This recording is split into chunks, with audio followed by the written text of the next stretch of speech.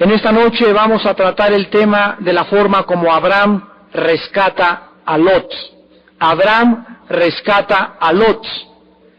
Pero más que esto, también vamos a descubrir que en Génesis 14, del 1 al 16, se encuentra el registro de la primer guerra históricamente descrita. Vuelvo a repetir lo que acabo de decir. En Génesis 14 no solamente encontramos el primer registro bíblico de las primeras guerras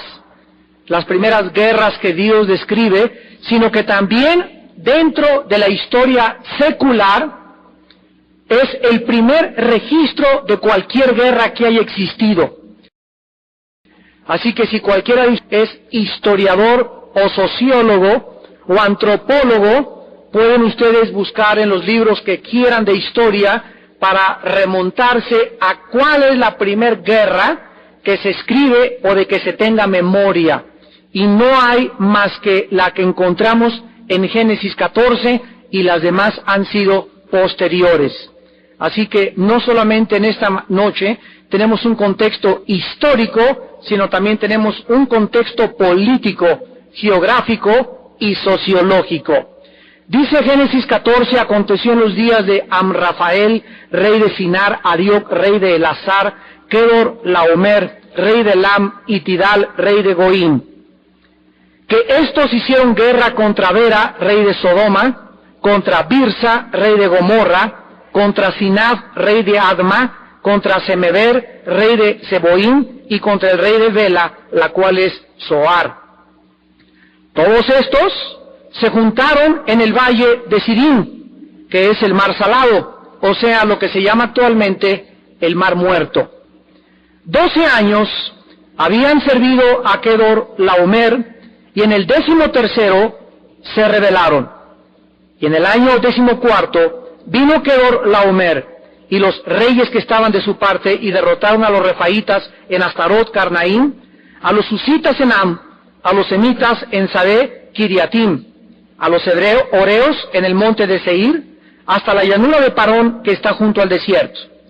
Y volvieron y vinieron en Mispat, que es Cades, y devastaron todo el país de los amalecitas, y también al amorreo que habitaba en Ases Ontomar. Salieron el rey de Sodoma, el rey de Gomorra, el rey de Adma, el rey de Seboín, el rey de Bela, que es Zoar, y ordenaron contra ellos batalla en el valle de Sidim. Esto es contra Kedor Laomer, rey de Elam, Tidal, rey de Goín, Amrafel, rey de Sinar, y Arioc, rey de Elazar, 4 reyes contra 5. Y el valle de Sidim estaba lleno de pozos de asfalto, y cuando huyeron el rey de Sodoma y el de Gomorra, algunos cayeron allí, y a los demás huyeron al monte. Y tomaron toda la riqueza de Sodoma y de Gomorra, y todas sus provisiones, y se fueron. Tomaron también a Lot, hijo del hermano de Abraham, que moraba en Sodoma, y sus bienes, y se fueron. Y vino uno de los que escaparon, y lo anunció a Abraham el hebreo, que habitaba en el encinar de Mamre, el amorreo, hermano de Escol y hermano de Aner, los cuales eran aliados de Abraham.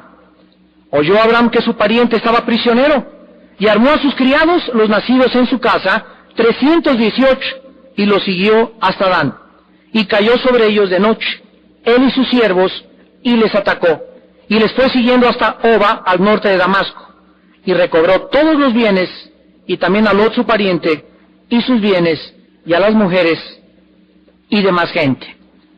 Este es el primer registro, repito, de una guerra dentro de toda la literatura antigua.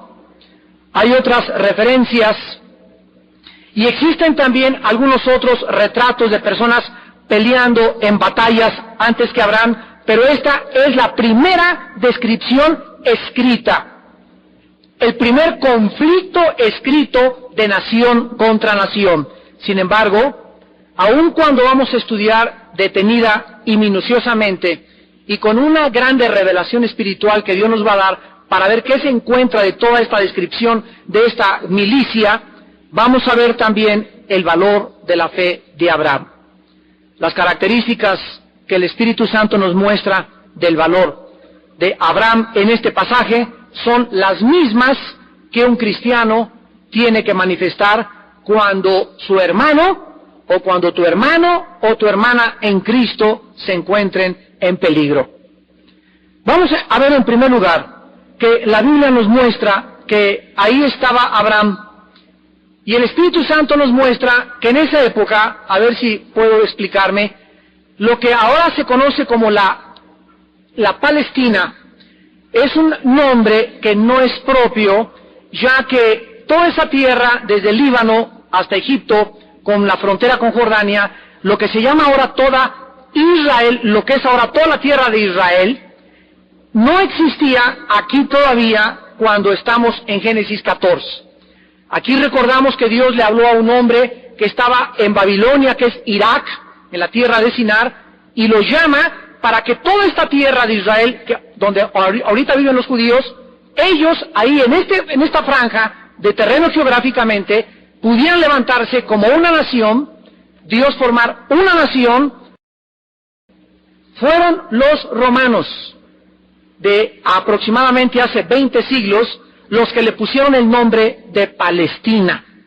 Así que cuando los cristianos hablamos de Palestina, debemos de quitarnos ese término, porque no es un término bíblico. Ese término el mundo se lo puso a la tierra de Israel. Así que la tierra de Israel es Israel y no la Palestina. En todo esto que es la tierra de Israel, nos damos cuenta que había 3 reyes del otro lado, que son el rey Amrafel, rey de Sinar, lo cual es ahora Irak. Arioc, versículo 2, rey de Elazar es ahora Asiria. Tomen nota los estudiantes. Tidal, rey de Goim. La palabra Goim en el hebreo significa simplemente muchas ciudades. Otras veces se traduce también como naciones. Y Kedor Laomer, rey de Elam.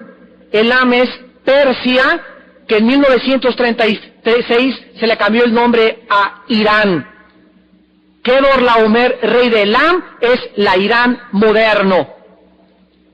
Vemos pues que estos reyes del otro lado de la tierra, que ocuparon después el imperio babilónico y el imperio persa, los babilonios y los persas ocuparon lo que es ahora Irak, Asiria y parte de Irán.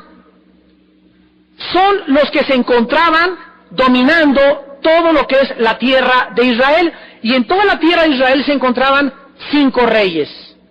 4, repito, Irak, Siria, Irán y otras naciones, y había 5 reyes principales en toda esta tierra que se le llamó la Palestina y que es la tierra de Israel. Dice la Biblia, aquí en el versículo 1 y 2, aconteció en los días de Amrafel, rey de Sinar, Arioc, rey de Elazar, Kedor Laomer, rey de Elam, y Tidal, rey de Goim, que hicieron guerra contra Bera, rey de Sodoma, Birsa, rey de Gomorra, Sinad, rey de Adma, Semeber, rey de Seboim, y el rey de Bela, la cual es Zoar. 5 reyes vivían aquí en esta tierra de Israel. Observamos que cada ciudad tenía un rey. Antiguamente el mundo no estaba dividido como está actualmente dividido. Actualmente los reyes tenían ciudades-estado. Así se les llamaba, eran ciudades-estado. Y el rey Kedor Laomer, aparentemente, el versículo 4 nos dice que habían servido durante 12 años a este rey. O sea que de todos los reyes de esa época era el más fuerte, el rey de lo que es ahora Irán. Y todas las naciones de lo que es ahora Israel, estos 5 reyes durante 12 años le habían pagado impuestos, le estaban dando, lo reconocían como el jefe, y había oprimido a todas estas naciones aproximadamente durante 13 años. Por lo cual estaban tratando los reyes de Irán, de Siria y de Irak de evitar un levantamiento de los reyes de la tierra de Israel, porque se rebelaron y ya no quisieron continuar pagando.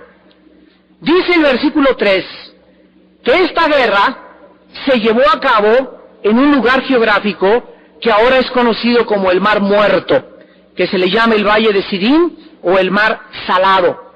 Aquí fue donde estos reyes, lo vamos a ver, se enfrentaron el uno contra el otro.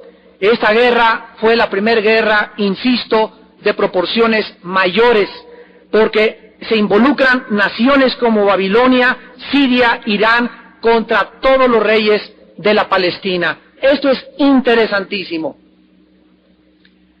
¿Por qué antes de que Dios formara a Israel?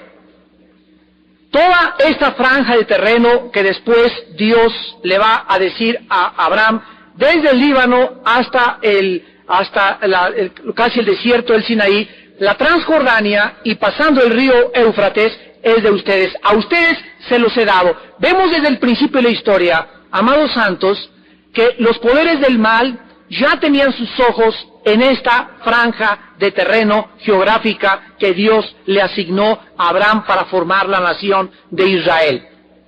Ahora, esto es muy importante, porque dice el versículo 4 que la causa de esta guerra, 12 años habían servido a Kedorlaomer, y en el 13º se rebelaron. Los estados palestinos se rebelaron contra este gobierno extranjero, y Kedorlaomer, que era el rey de Irán, había conquistado 12 años antes toda esta tierra de Israel, y les había exigido impuestos, y los tenía de una forma esclavizados. Ahora, al cumplirse el año 13, ya estaban hartos y se negaron a pagar impuestos. Entonces, esto hizo que Kedorlaomer protegiera sus impuestos y las rutas que corrían de la Palestina hasta Egipto y hasta el África. Él no podía permitir esta insurrección. Tenía que aplastarla porque él tenía que continuar gobernando y dominando toda esa área del Medio Oriente. Vean ustedes la estrategia tan brillante de los reyes enemigos de la Palestina o de la tierra de Israel en los versículos del 5 al 7. En el año 14 vino Kedorlaomer y los reyes que estaban de su parte y derrotaron a los refaítas en Astarot Carnaim, a los susitas en Am, a los semitas en Sabi Kiriatim, a los oreos en el monte Seir, hasta la llanura de Param, que está junto al desierto. Y volvieron y vinieron en Mispat, que es Cades, y devastaron todo el país de los malecitas, y también al amorreo, que habitaba en Jasés Sontamar. Vemos nosotros aquí que en el año siguiente, el año 14, el ejército elamita, o sea, el ejército de Irán, con Siria, con Irak, avanzan y marchan contra la Palestina o contra los 5 reyes que se habían rebelado. Y cuando ellos avanzan, yo lo pude estudiar en un mapa esta semana en mi casa, ves tú el mapa del Medio Oriente, y ellos comienzan a entrar y rodean toda la frontera de la Palestina, y comienzan a atacar a las tribus, a las pequeñas tribus, a las que estaban en las fronteras, que aquí la Biblia los menciona como los amalecitas, los amorreos, los oreos, y tratan de que nadie escape de esta invasión. Esto es una estrategia militar brillante. Ellos tenían no sé qué tipo de mapas, ¿verdad?, o cómo avanzaron, pero tenían un conocimiento perfecto de la forma como deberían de avanzar. El blanco final era Sodoma y Gomorra. ¿Recuerdan ustedes en el versículo 2 que Bera, rey de Sodoma, y Birsa, rey de Gomorra, son los que iniciaron esta insurrección o este levantamiento? Ahora dice también que es importante que cuando comenzaron a avanzar, los refaítas fueron derrotados en Astarot Carnaim, versículo 5. Los susitas fueron conquistados en Am. Los semitas fueron sometidos en Sabe Kiriatim. Los oreos en el monte Seir, versículo 6. Los amalecitas en el Mispat, versículo 7. Y los amorreos derrotados en Hasesor Tamar. Noten ustedes, refaítas, susitas, emitas, oreos, amalecitas y amorreos. Cuando Dios envió a Josué a conquistar Canaán, Estas eran precisamente las tribus que deberían los hijos de Dios, el ejército de Dios, el pueblo de Dios, de derrotar. Y aquí encontramos en Génesis 14 que son reyes extranjeros y paganos los que entran a limpiar la tierra de estas tribus que iban a ser después enemigos de Israel y iban a convertirse en atacantes de Israel. Sin embargo, la Biblia nos muestra que cuando comenzaron a avanzar los reyes, versículo 8 y 9, salieron entonces el rey de Sodoma, el rey de Gomorra, el rey de Adma, el rey de Seboín y el rey de Bela, que es Zoar, y ordenaron contra ellos batalla en el valle de Sidim. Esto es contra Kedorlaomer, rey de Elam, Tidal, rey de Goín, Amrafel, rey de Sinar, y Arioc, rey de Lazar, 4 reyes contra 5. 5 reyes palestinos, o 5 reyes de la tierra de Israel, contra los 4 reyes que han avanzado, han acabado con todas las tribus que estaban ahí alrededor, y se trenzan en el área de Sodoma y de Gomorra. Precisamente, el punto geográfico de la batalla es alrededor de las 2 ciudades más inmorales que existían en esos tiempos. Dice en el versículo 10 y 11, la derrota tan humillante que sufren los reyes de Sodoma y de Gomorra.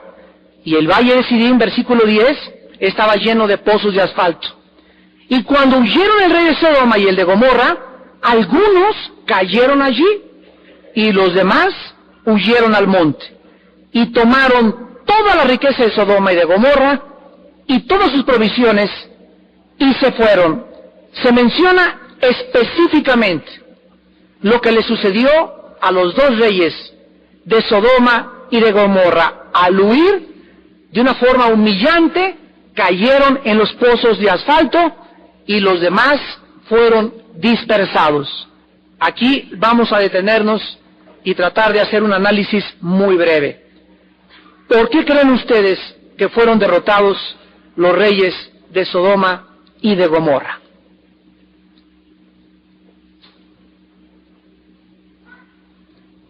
¿Por qué creen ustedes que esta invasión prosperó? Es la tierra donde estaba un siervo de Dios, Abraham. Y esta tierra que le dice Dios a Abraham, te la voy a dar, de repente se ve invadida. No es coincidencia. De repente viene la invasión contra esta tierra donde Dios pone su mano. Cada vez que Dios dice, voy a bendecir esta tierra, voy a bendecir México, viene otra mano que dice, voy a tratar de impedir esta bendición. Cuando Dios dice, voy a bendecir a esta familia Ramírez, esta familia García, hay otra fuerza que dice, voy a tratar de impedir que esta bendición de Dios puedan la familia García o Ramírez o Pérez recibirla. Y la única forma en que la familia fulana de tal pueda recibir la bendición de Dios es si esa familia sabe y conoce cómo defenderse del enemigo. ¿Sabían ustedes que nuestro enemigo no tiene ninguna autoridad contra nosotros más que en la que nosotros le podamos dar? ¿Me escuchaste? La única autoridad que tiene Satanás contra mi vida, contra mi matrimonio, contra mi casa, contra nuestra iglesia, es la que nosotros le podamos dar. Así que si él llega y roba tu casa, si él llega y roba tu matrimonio, si él llega y roba tu gozo, si él llega y roba tu salud, es porque tú le abriste alguna puerta. Tú le permitiste la entrada. Porque Dios dice que Él es nuestro escudo y nuestro galardón, y que su ángel acampa junto a mi casa y me defiende. Y te defiende a los que le temen. ¿Por qué Sodoma y Gomorra fueron derrotados? Por su inmoralidad. No es coincidencia que el primer registro del Espíritu Santo de una guerra mayor, como ese confrontamiento de 4 naciones contra 5 más grandes de la Palestina, que se juntaron y creyeron que por ser 5 y por ser la mayoría, podrían vencer y rebelarse contra esta opresión del enemigo, no es coincidencia que fueron derrotados, porque si ellos hubieran podido vivir de otra manera, Dios, dice la Biblia, que le da la victoria. Dios va delante de aquellos siervos, naciones, familias, iglesias que le dejan a Él pelear la batalla. Y la única forma en que Dios puede pelear mis batallas es siendo yo santo.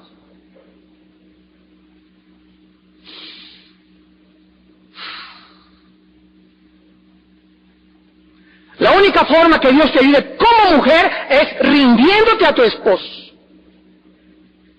La única forma en que Dios te bendiga como hombre es amando sacrificialmente a tu esposo. No puede haber bendición si en nuestras vidas hay pecado. Dice el Salmo 66:18, si en mi iniquidad hubiera mirado al pecado, el Señor no me habría escuchado.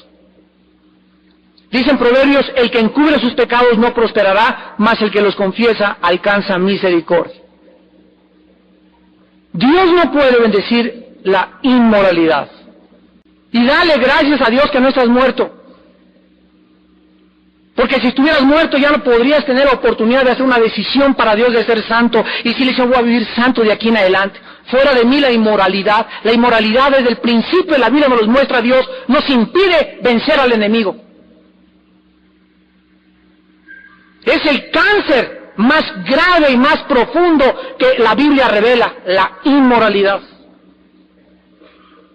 Egipto, Asiria, Babilonia, medos persas, griegos y romanos, 6 de los más grandes imperios de la historia sucumbieron. Señores historiadores, sociólogos y antropólogos, no por problemas políticos, no por problemas de partido, no porque permitieron a los guerrilleros subir a la Cámara de Legisladores a hablar, no porque el problema con sus relaciones con los países de junto, sucumbieron todos por el mismo factor común denominador, la inmoralidad.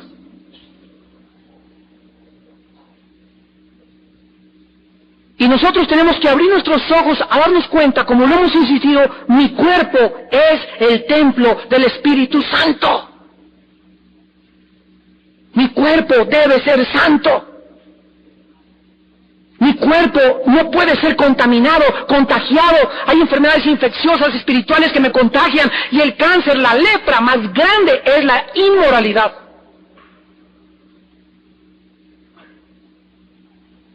Vean ustedes las 3 cosas que se mencionan de Lot en el versículo 12.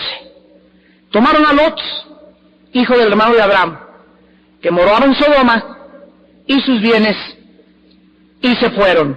3 cosas se mencionan cuando estos reyes capturan a Lot, que tampoco es coincidencia, porque es el tipo del cristiano carnal. Ya lo hemos visto desde el capítulo 13 de Génesis. En primer lugar se menciona que Lot vivía en Sodoma. O sea, acabó viviendo en una ciudad perversa y degenerada moralmente. Y aun cuando todavía no acabamos con Lot, hasta el capítulo 19, aquí nos damos cuenta de qué forma tan misericordiosa,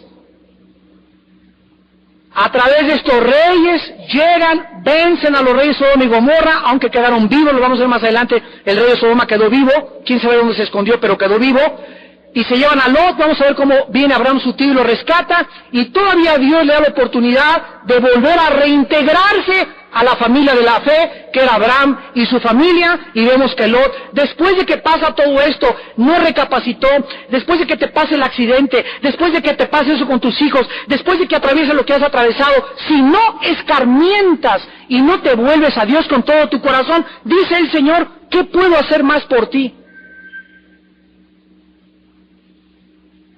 Dice la Biblia en Proverbios, el que endurecido, el que es, después del escarmiento endurece la cerviz, ya no habrá medicina para él.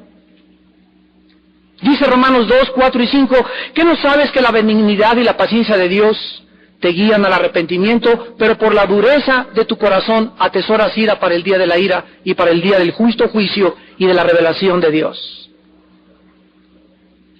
¿Cuántos de ustedes Dios les ha hablado ya muy fuerte, ya los ha sacudido, ya les ha mostrado que sin Él no la vas a hacer? Y se han endurecido más. Vamos a ver cuando lleguemos a Génesis 19 cómo acabó Lot. En segundo lugar, se menciona que Lot perdió aquí todas sus posesiones, su hogar, propiedades, ganado e inversiones. Y a pesar de que en este momento pierde el todo, comparémoslo con Job. Aquí él pierde por su pecado, por su carnalidad, por haberse alejado de Dios, todo lo que él comenzó a tener, porque era millonario, acordémonos, pierde de la noche a la mañana todo. Y Job de la noche a la mañana pierde todo. Y la diferencia entre Lot y entre Job es que Lot no vio a Dios, Job vio a Dios y dijo, Jehová Dios dio, Jehová Dios quitó, sea su nombre bendito. La diferencia está en que las pérdidas de Lot eran para disciplinarlo y las pérdidas de Job eran para desarrollar su carácter. En tercer lugar se menciona de Lot que fue hecho prisionero de guerra. Ahora, Lot, cuando vio a Sodoma, mis bienes, la fama, el mundo, el rollo, la popularidad, ahora es un esclavo próximo a ser deportado, llevado lejísimos a Babilonia o Irak, a donde se lo fueron a llevar para servirles a sus captores. Y miremos en el versículo 13, la misericordia de Dios. Y vino uno de los que escaparon y lo anunció a Abraham el hebreo, que habitaba en el encinar de Mamre, el amorreo, hermano de Escol y hermano de Aner, los cuales eran aliados de Abraham. Aquí nos damos cuenta que algunas personas se escaparon de esta invasión, de estos ejércitos, y alguien que conocía a Lot en Sodoma y sabía que Abraham era su tío, fue corriendo a notificarle a su tío lo que había pasado.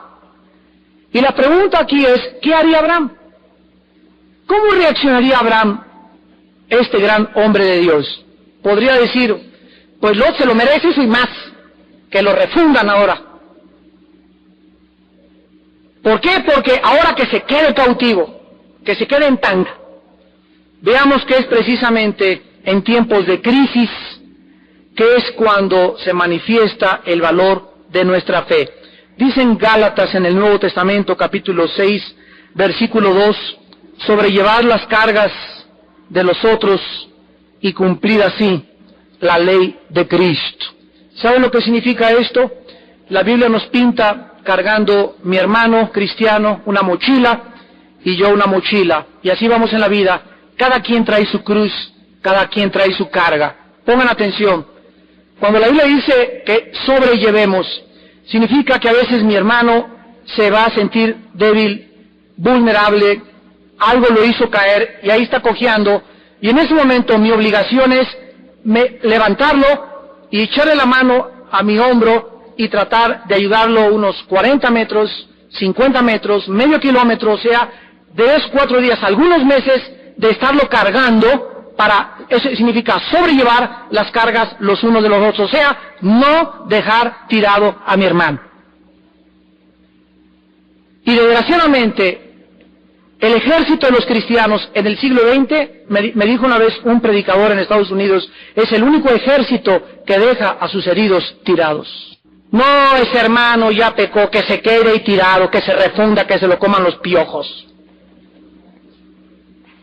Ese hermano cayó en adulterio, ya no hay que ayudarle, ya está marcado, ya no sirve para nada. Y es más, todavía del árbol caído van y hacen más leña. Y al hermano caído y a la hermana caída la siguen pateando en el suelo. ¿Tú crees que eso es tener fe? ¿Tú crees que eso es realmente llamarse cristiano? Cuando la Biblia nos manda lo contrario, dice el versículo 9 y 10 de Gálatas 6, no nos cansemos, pues, de hacer bien, porque a su tiempo segaremos si no desmayamos, o sea, no te canses de ayudar. Fíjense lo que dice, sobrelleven las cargas, pero no dice, llévenlas. Sobrellevar es ayudarlo, o sea, si un hermano tuyo o un hermano mío en Cristo, hermanos en Cristo, caen, ¿verdad? Ven para acá, hermano, te doy la mano. Pero si ese hermano quiere que lo cargue toda su vida, ya es cargarlo y eso no me manda la Biblia. ¿Sabes qué? Que te doy un aventoncito, te doy un repujoncito y te voy a visitar y voy a llevar por ti y voy a tener misericordia. Pero si tú insistes en tu comportamiento y en tu conducta, y tú insistes en vivir en pecado, llega un momento en que, mira, Me lavo las manos y no es falta de misericordia ni de amor. Dios me manda que sobrelleve y te sobrellevé, pero no que te cargue. Porque si te cargo, me hundo contigo. Ni avanzas tú, ni avanzo yo. Entonces Dios no nos manda a cargar a todos, ¿verdad? Sobrellevar, que es por un tiempo. Es muy importante estos términos, para que entendamos nuestra responsabilidad. Dice el versículo 10, así que, según tengamos oportunidad, hagamos bien a todos, y mayormente a los de la familia de la fe.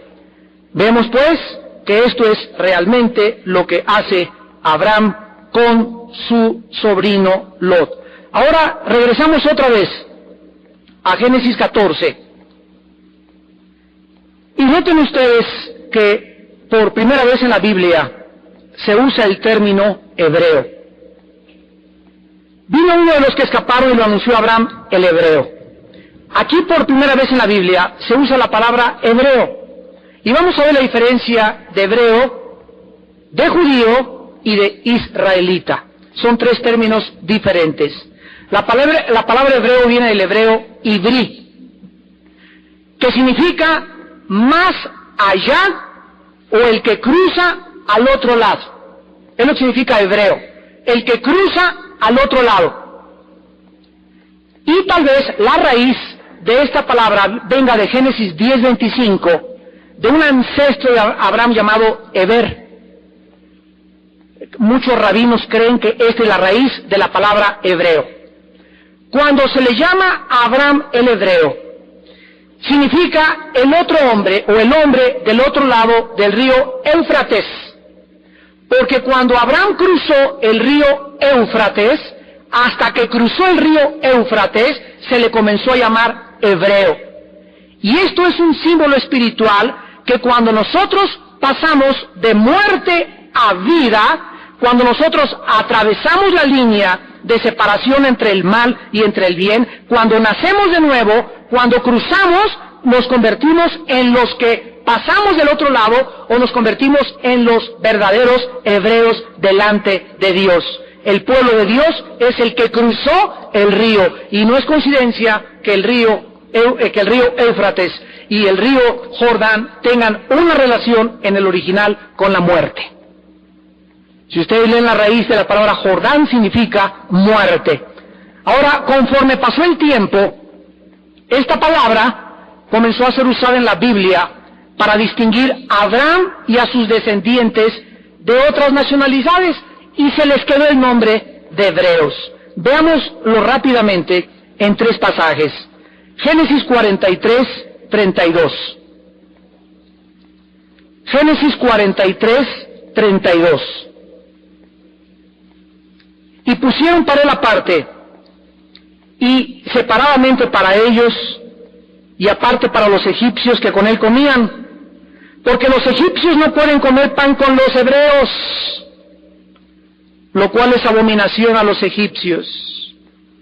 El mundo no puede juntarse con el pueblo de Dios, porque para ellos es un insulto sentarse a comer con un cristiano. Veamos otro en Éxodo, después de Génesis sigue Éxodo capítulo 1, versículo 15. Y habló el rey de Egipto a las parteras de las hebreas. Éxodo 2:11. En aquellos días sucedió que crecido ya Moisés, salió a sus hermanos y los vio en sus duras tareas, y observó a un egipcio que golpeaba a uno de los hebreos, sus hermanos. Y finalmente Éxodo 21:2. Si comprares siervo hebreo, 6 años servirá, mas al 7º saldrá libre de balde. Ahora, el nombre israelita fue el nombre usado principalmente entre los judíos cuando se fundó la nación de Israel, que en el hebreo es Yisrael. Y la palabra judío proviene de Judá, y la palabra Judá significa alabanza. Esto es tremendo. Y fue la palabra más comúnmente después del Nuevo Testamento hacia nuestros días para designar al pueblo hebreo. Nada más que ya judío tiene otra connotación. Veámoslo rápidamente para acabar Génesis. Dice Juan 4, Dios es espíritu, y los que le adoran en espíritu y en verdad, es necesario que le adoren. Y Dios busca adoradores. Dios busca verdaderamente adoradores que le adoren en espíritu y en verdad. Esta frase que usó Jesús a la mujer samaritana en Juan 4 tiene una connotación y una interrelación con la palabra de la transliteración del hebreo al griego judío. Porque recordamos que judío viene de Judá, que significa alabanza. Entonces en el Nuevo Testamento Jesucristo nos dice que el cristiano es la persona que adora a Dios. La mejor definición de que es un cristiano es un verdadero adorador. Yo les he dicho que aquí el domingo ustedes tienen que pasar ya a otro nivel más alto, hermanos. Ustedes ya tienen que llegar a la iglesia el domingo y cuando viene la adoración, de veras, adorar a Dios, adóralo. Ya pasaron esos tiempos que llegas a la iglesia y santo, santo, santo, Señor, y volteas para todos lados y tu mirada está en la muchacha de allá, en la lavadora, en tu negocio, y si no te quitas todo este mundo que quiere pegársenos cuando estamos en adoración a Dios, y dice Romanos 2:28 en adelante, judío es el que es circuncidado en su corazón.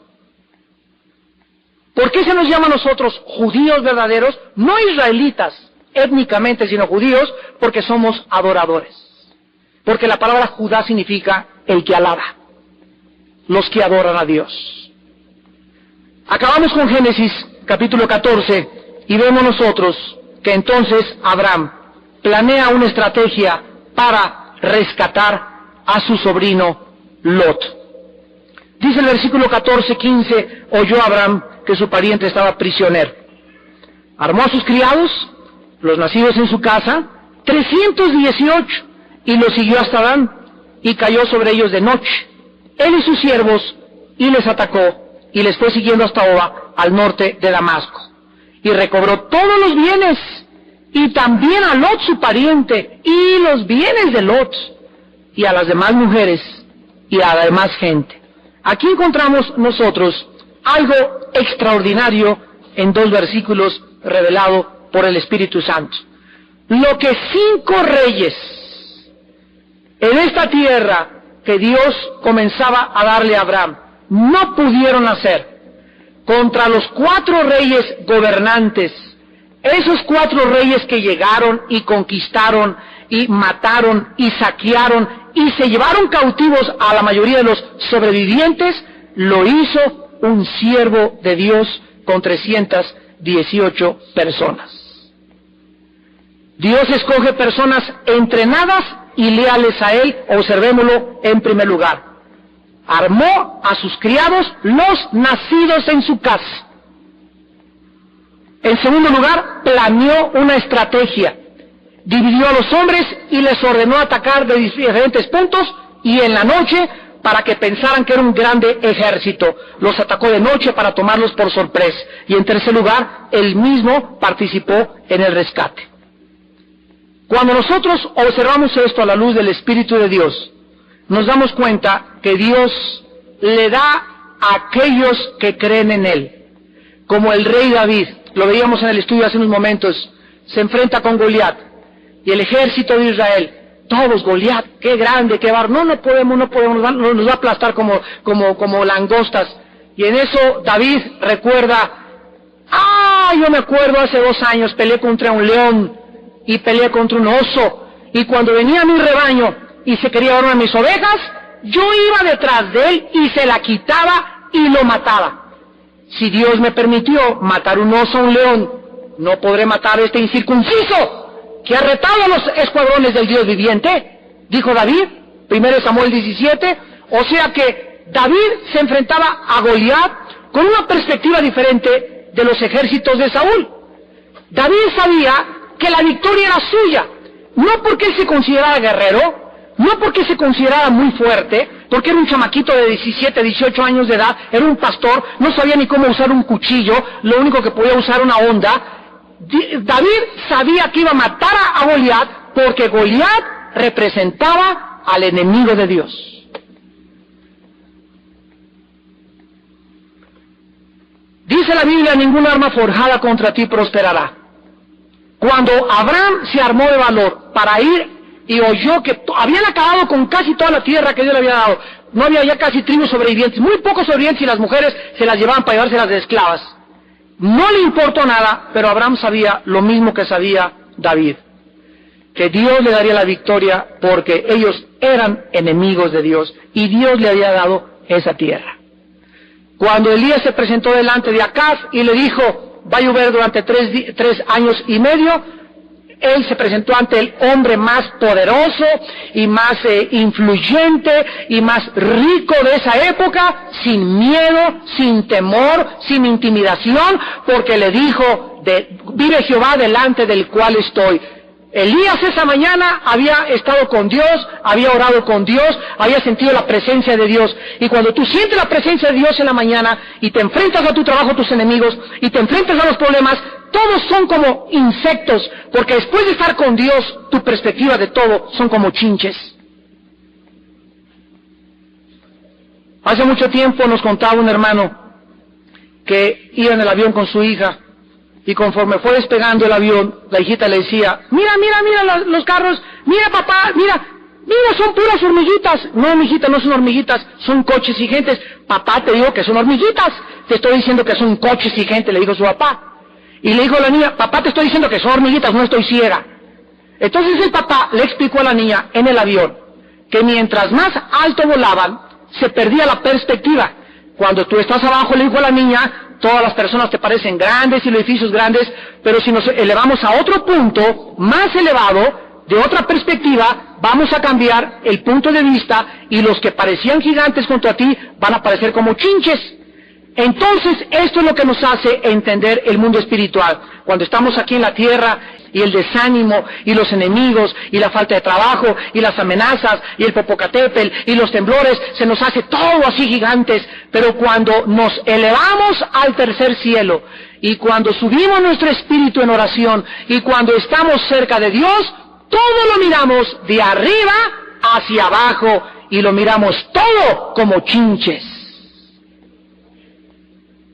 Todo depende de la perspectiva. Cuando uno de los más grandes hombres de Dios, el que hizo el libro El Progreso del Peregrino, fue encarcelado, Juan Bunyan, él escribió, y le mandaron una carta preguntándole que qué sentía estar en la cárcel. Y dijo, en la cárcel tengo todos los días 2 perspectivas. Puedo mirar hacia abajo y todo es lodo en la cárcel. Hay agua.